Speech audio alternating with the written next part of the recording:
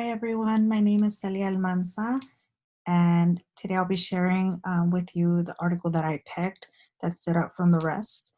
How and Why Does Consumer Behavior Change by Forbes. A little bit about the article. Changing the consumer's behavior is not as simple as just creating an ad or a promotion. It's not as simple as that. Consumers need to be influenced where their instincts and automatic decisions are made. 3 points that the article makes is reaching the subconscious of the consumer, emotional marketing, and focus on how consumers are similar. And then following or before each of these points, um, I'm gonna explain on how that relates to the academic material in the class. Decision process and consumer subconscious. You can change the consumer's mind by tapping into their subconscious and will influence their decision processes when looking for items or products. Textbook result from recognizing problems like I'm hungry. Consumers devote very little effort into the process. If you're hungry or you're thirsty, you're gonna grab what you usually get and you're gonna go. You're not gonna take the time to go through that process and think through everything. Feelings and emotions matter when influencing the consumer to buy a product. And in the article, the first point of reaching the subconscious, 90% of purchases are made by instinct, which is what I said. You're going to grab what you usually get and go. Just instinct, this and go. How can this be changed? Market the brand or product by using positive images and experiences that will appear in their mind. So maybe instead of that Snickers bar that they usually get, maybe that Butterfinger commercial really reached them and they'll reach for that next time. Emotional and social marketing.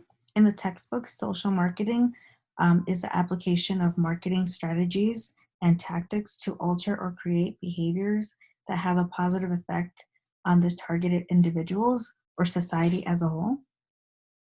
Emotional based appeal is usually what takes effect into social marketing, which is why in the article, emotional marketing consumers need to feel a positive connection with the brand.